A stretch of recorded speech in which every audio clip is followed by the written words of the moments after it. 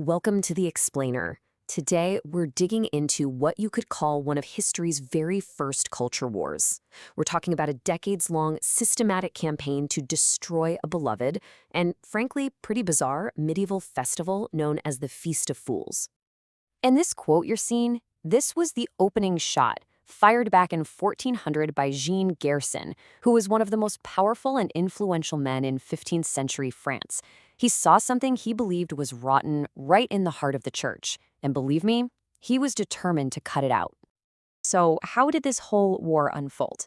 Well, first we'll look at one man's personal holy war. Then we'll see how it exploded in a local conflict in a town called Auxerre. From there, we'll watch it escalate all the way from the church to the crown. We'll also dissect a key piece of propaganda, the Paris theologian's letter, and finally, we'll find out why this feast was, well, just too tough to kill. Okay, let's start with the man himself, Jean Gerson. As Chancellor of the University of Paris, he was right at the center of everything, all the intellectual and religious debates of the day. And this guy was on a mission for the moral reformation of, well, all of Christian society. Now, here's what's so crucial to understand about Gerson. He was the feast's greatest and most influential enemy, for sure.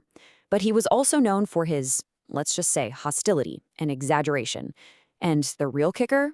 It seems he based his entire campaign on second-hand reports.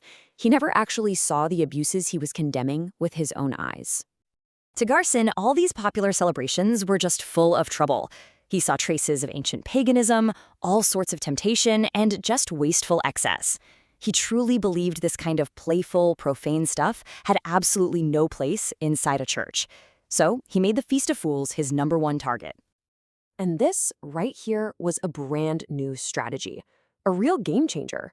See, before Gerson, if there was a problem with the feast, the clergy handled it internally. But Gerson decided to escalate things big time.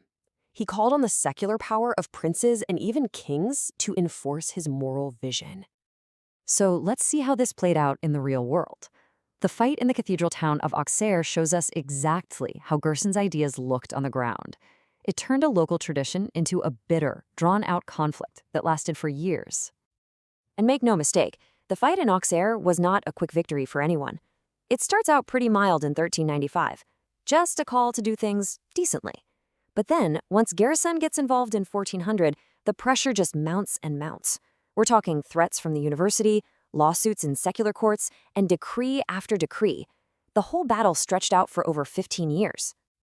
Now, this one little remark, probably just blurted out in the heat of a debate, got reported all the way back to Gerson.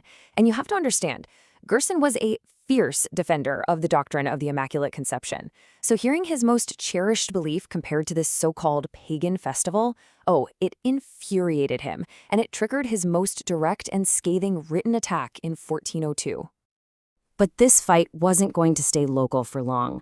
Gerson and his allies were determined to wipe this tradition out completely. And that meant taking the campaign all the way to the top, to the King of France and to the highest councils of the church itself. You can really see how methodical the escalation was. It starts with Gerson's academic and moral arguments. Then those arguments fuel local bans, like what we saw in Auxerre. Then he gets the king involved. And finally, the campaign goes international with the Council of Basel, eventually becoming actual French law. It was a full-spectrum assault. This decree from the Council of Basel was a massive turning point. It handed opponents of the feast a powerful, internationally recognized legal weapon. All of a sudden, this wasn't just Gerson's personal opinion or some local bishop's preference. No, this was the official position of a major church council. Okay, so decades after Gerson first started his crusade, his successors at the University of Paris delivered what would become the most famous attack on the Feast of Fools ever. In 1445, the whole conflict just reached its rhetorical peak with this one single devastating letter. So what caused this huge attack? Well, in the town of Troyes, the bishop tried to ban the feast. So, in response, the local clergy put on a public play where characters representing hypocrisy and false seeming were, well, everyone knew they were supposed to be the bishop. The bishop was outraged, ran to his allies at the University of Paris, and they absolutely seized the opportunity. And this is the image of the Feast of Fools that has echoed down through history. The letter from the theologians painted this picture of just absolute sacrilege.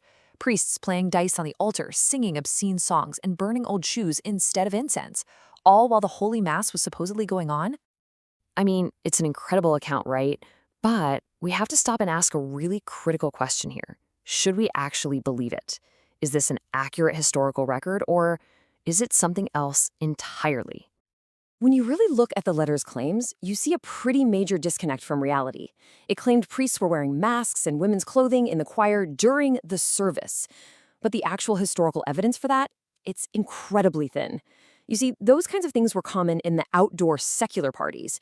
It really seems like the theologians deliberately mashed the two together to create a much more shocking image.